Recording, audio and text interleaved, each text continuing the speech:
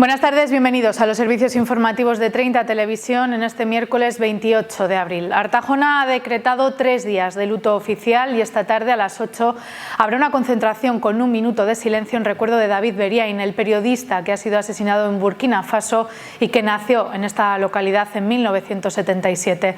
El joven se encontraba en el país africano rodando un documental sobre los esfuerzos de las autoridades locales para proteger los parques naturales frente a la caza furtiva. Beriain fue asesinado junto al cámara vizcaíno Roberto Fraile y a otro periodista irlandés. Estaba casado, era padre.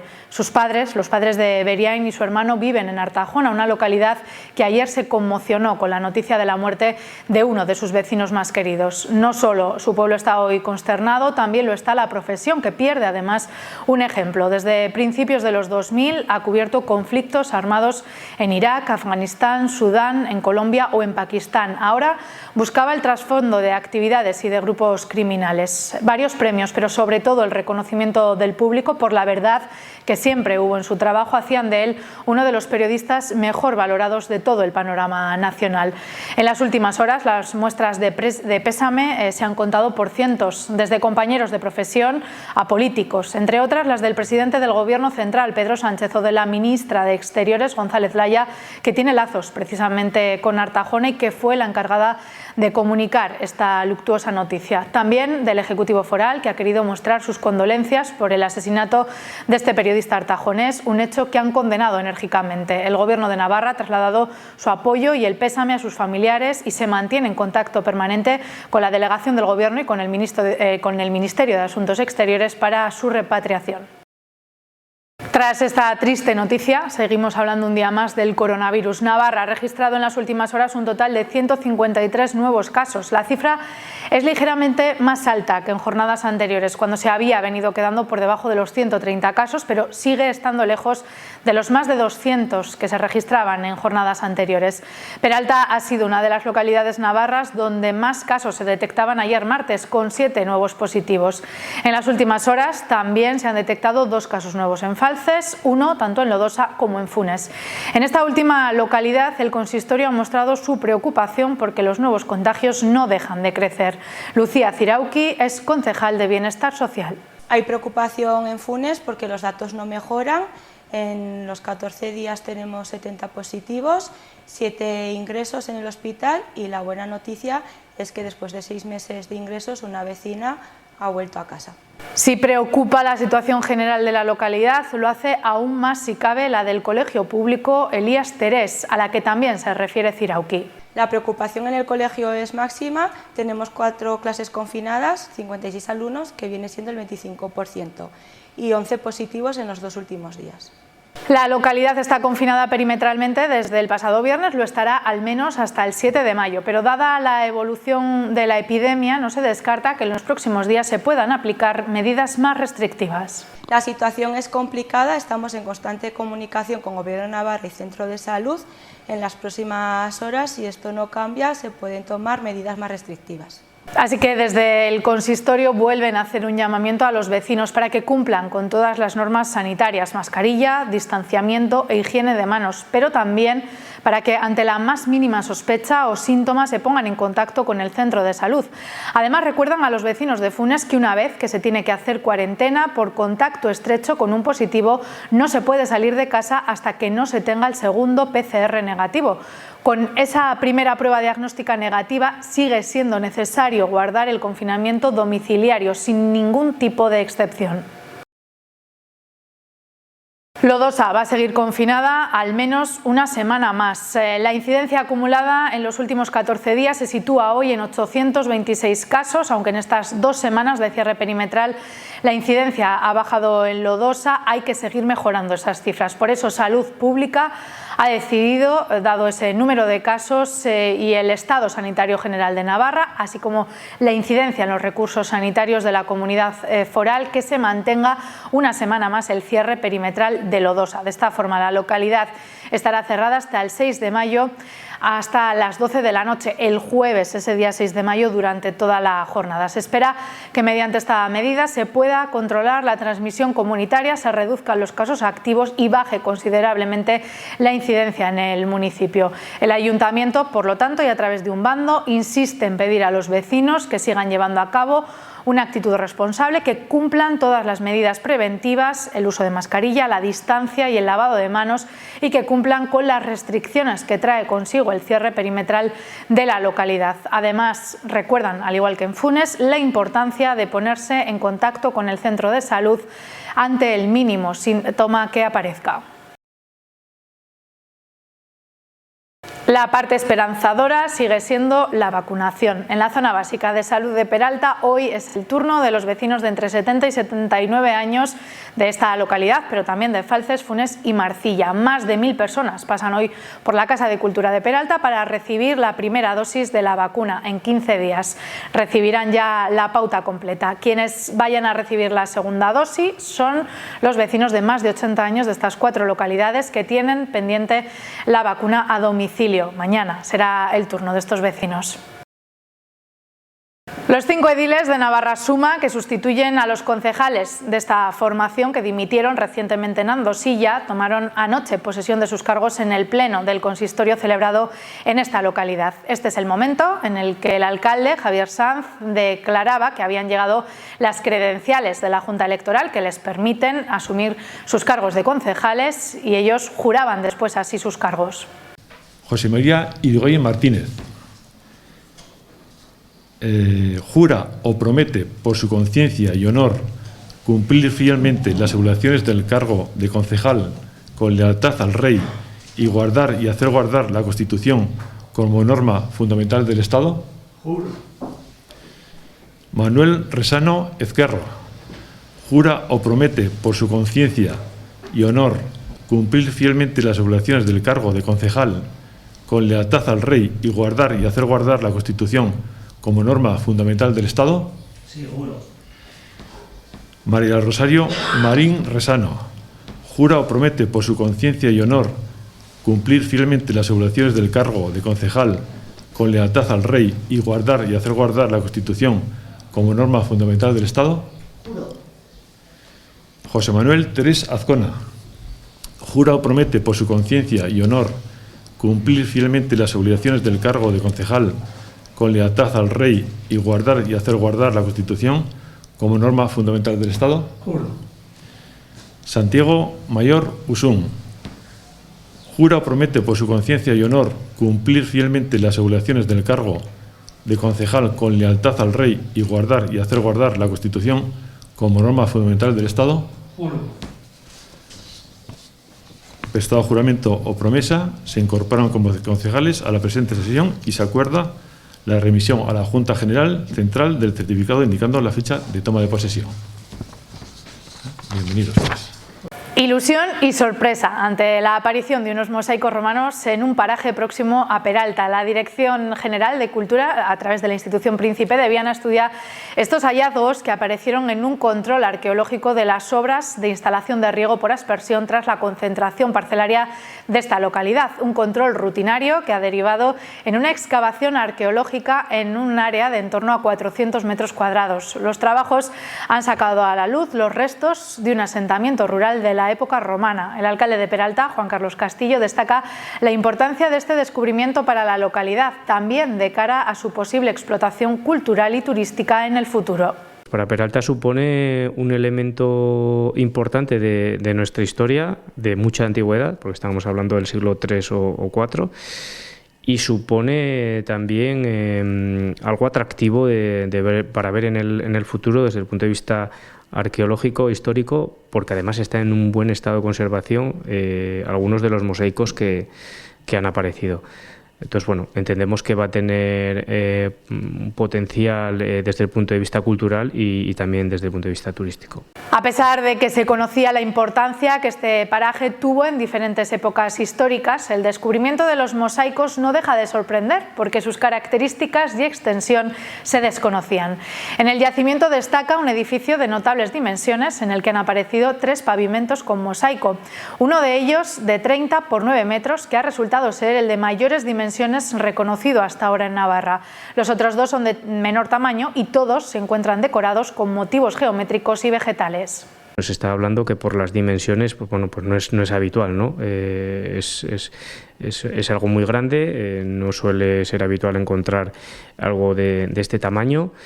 Y como digo, pues bueno, pues sorprende sobre todo el estado de conservación, porque además está muy cerca de la superficie en lo que ahora se ha concentrado y que, bueno, pues probablemente coincidiría con camino o con alguna superficie que no es muy trabajada por los aperos del campo, pero sí que es cierto que es de un tamaño importante, está muy bien conservado alguno de los mosaicos. A pesar de que todavía está por determinarse la función que pudo cumplir esta edificación, el hallazgo se adivina como un importante núcleo durante los siglos finales del Imperio Romano aquí en Navarra. El primer edil peraltés destacaba que queda por delante un intenso trabajo, primero para proteger los restos que han aparecido y que ya están totalmente cubiertos para evitar que se deterioren o que pueda haber algún tipo de acto vandálico sobre ellos. Lo siguiente será determinar el tamaño real del yacimiento o si se puede realizar algún tipo de hallazgo más en la zona. Primero hay que determinar a través de un georradar hasta dónde llega el hallazgo, es decir, aquí se han ido haciendo catas y la verdad es que es bastante grande lo que ha aparecido con las catas, pero a partir de aquí no se trata de seguir haciendo catas, sino de, a través de este sistema de georradar, pues ver si hay más superficies homogéneas como las de los mosaicos y ver si hay también más muro, ¿no? Esto pues calculamos que se hará este año. No obstante, hay que hacer también un plan director en el que se determine, se planifique los trabajos que se van a hacer, hay que hacer un presupuesto, hay que ver cómo se va a financiar. La inversión necesaria para proteger, recuperar y poner en valor los restos no va a ser pequeña, según ha recordado el propio Castillo. El otro día nos aclararon que cuando aparecen mosaicos hay que cubrir, o sea, no se pueden dejar al aire libre. Entonces aquí habría incluso no solo la inversión que requiere de ponerlos en valor y ponerlos a la vista, sino además el tener que invertir en una nave que cubra todo eso, que desde el punto de vista de la seguridad también, pues es verdad que hay que hacer más inversión, pero para nosotros es como más tranquilizador, ¿no? Porque bueno, pues como digo, desde el punto de vista de seguridad deja aquello como más cerrado, más seguro, ¿no? Además, el alcalde destacaba que también habrá que resolver otras cuestiones que giran en torno a este yacimiento y que están relacionadas con la propiedad del terreno en el que han aparecido los restos. Lo primero que tienen que hacer es aclarar, porque la parcela es de un propietario privado al que le tenemos que agradecer las facilidades que ha puesto, porque todas han sido facilidades, pero sí que ayer concretamente hablé con la directora del Instituto Príncipe de Viana para comunicarle que era urgente que al propietario le dijeran la parte de la parcela que se va a ocupar. Entonces, bueno, pues en ello se está. Decíamos que la inversión no va a ser pequeña y que habrá que dar muchos pasos antes, pero el consistorio ya ha trasladado a Príncipe de Viana la intención de conservar los restos en Peralta y poder mostrarlos al público en algún tipo de museo o de centro de interpretación que todavía, lógicamente, está por determinar. Nosotros sí que hemos trasladado al Gobierno de Navarra que nosotros queremos que los restos se queden donde están, porque creemos además que tiene mucho más valor que se quede donde están que los muevas a otro sitio. Hay que ver también, porque esto es lo de siempre, ¿no? Hay que ver todo lo que acaba apareciendo, si merece la pena mantenerlo ahí o si hay poco valor en lo que aparece, si tratándose de mosaicos, si se pueden trasladar a otro sitio, ¿no? Cosa que no es económica tampoco, que no es barata. Entonces, bueno, lo que estamos viendo es que lo que está saliendo es de tamaño, es de envergadura, por tanto no tiene mucho sentido que se plantee moverlo. Tampoco el Gobierno de Navarra, Príncipe de Viana, nos está planteando que lo movamos. Es decir, si hubiera sido una cosa pequeña, pues igual sí que te planteas esto, pero lo que está apareciendo es de un tamaño tan considerable que no merece la pena. Juan Carlos Castillo ha destacado además que el hallazgo de estos restos romanos llega en un momento en el que el consistorio estaba apostando firmemente por la recuperación del patrimonio histórico de la localidad. Nos aparece en un año en el que hemos puesto especial empeño en poner en valor proteger el Portil de Lobos, que va a ser una actuación que vamos a hacer en el entorno de las ruinas de la Atalaya, poner en valor la ermita de la Virgen del Pero, que también vamos a acometer este año, y seguir trabajando con la iglesia de Arlas, que digamos es el elemento que más potencial tiene de nuestra arqueología, ¿no? En Peralta, y que es único además, y que bueno, también pues ya trabajamos el año pasado en un estudio importante, y este año pues vamos a tratar de trabajar para que se declare bien de interés cultural. Iglesia mozárabe que se encuentra en lo que en su momento fue el caserío de Arlas, núcleo importante de comunicación y que tuvo además también una importancia destacable en la historia de la localidad. De lo poco que tenemos ya de esos siglos documentado, pues lo que más aparece es Arlas, ¿no? Es evidente que era un núcleo de comunicación importante. Y es evidente que bueno, que ahí había, históricamente ha habido un movimiento y ha habido pues bueno, un asentamiento importante. Entonces, bueno, en ello estamos, ¿no? En poco a poco, porque esto lleva mucho tiempo, pero poco a poco pues ir documentándonos mejor, ir sabiendo que había allí, y sobre todo poniendo en valor aquello que realmente pues tanto desde Príncipe de Viana como desde el equipo que nos está llevando a cabo los estudios, pues nos están diciendo que es algo, la iglesia de Arlas concretamente es algo único. Más cosas. Navarra convocará 2 líneas de ayudas dirigidas a entidades públicas y privadas para impulsar actuaciones relacionadas con la sostenibilidad y la transición ecológica, que estarán valoradas en más de 6,5 millones de euros. Se corresponden al Plan Nacional de Recuperación, Transformación y Resiliencia de los fondos Next Generation. Además, estos fondos engloban también a otros programas de ayudas como el REACT Europa, dentro del que el Departamento de Desarrollo Rural y Medio Ambiente del Gobierno de Navarra ha presentado ya 3 proyectos que están a la espera de obtener la luz verde definitiva. Entre esos proyectos se encuentran las actuaciones en defensa frente a las avenidas del río en Falces, a lo que el Ejecutivo destinará 1 millón de euros. La situación actual de una de las motas de Falces provoca riesgo a la población y con el tiempo podría generar cuantiosos daños materiales, así que el objetivo de la actuación es estudiar las diferentes alternativas que existen y comenzar las actuaciones de consolidación oportunas. La Guardia Civil ha detenido recientemente a 2 hombres de 26 y de 30 años, vecinos de Navarra y La Rioja, como presuntos autores de 14 delitos contra el patrimonio después de presuntamente estafar más de 10.100 euros. Los agentes tuvieron conocimientos de los hechos a raíz de una denuncia presentada en la Oficina de Atención al Ciudadano de la Guardia Civil en Peralta el pasado verano. Una mujer denunciaba que le habían sustraído 7.400 euros de su cuenta bancaria. Más adelante hizo una ampliación de la denuncia en la que decía le habían vuelto a cobrar 2.751 euros. En ambas declaraciones dijo que ella era la propietaria de la tarjeta bancaria en la que se habían realizado los cargos. Tras estudiar los movimientos bancarios, los agentes se centraron en su núcleo más cercano, lo que les llevó a detectar que había estado conviviendo con un grupo de amigos en Calahorra. La Guardia Civil explica en una nota que los investigadores analizaron además las grabaciones de las cámaras de seguridad de varias salas de juego situadas en diferentes zonas de La Rioja, lo que permitió identificar a los presuntos autores, al tiempo que pudieron determinar que presumiblemente estas personas sustraían la tarjeta bancaria de la denunciante mientras ella dormía para volver a dejarla donde la encontraban sin que ella se percatara. La investigación concluía, como decíamos, con la detención de estas 2 personas, uno vecino de Navarra y otro de La Rioja, a los que se les atribuye la participación como presuntos autores de 7 delitos de hurto y otros 7 de estafa. 12 colectivos juveniles de Navarra se han unido para pedir el desmantelamiento del polígono de tiro de las Bardenas Reales. El próximo 26 de junio van a llevar a cabo una marcha reivindicativa hasta las puertas de la instalación militar. El colectivo agrupa a colectivos de varias localidades, como la Asociación de Jóvenes de Peralta, Azcoyengo Gastería, también Jóvenes de Marcilla y Geltzu, que aúna a jóvenes de Andosilla, San Adrián, Azagra y Carcar y de otros municipios vecinos. Está abierta además a la incorporación de nuevas nuevas organizaciones juveniles.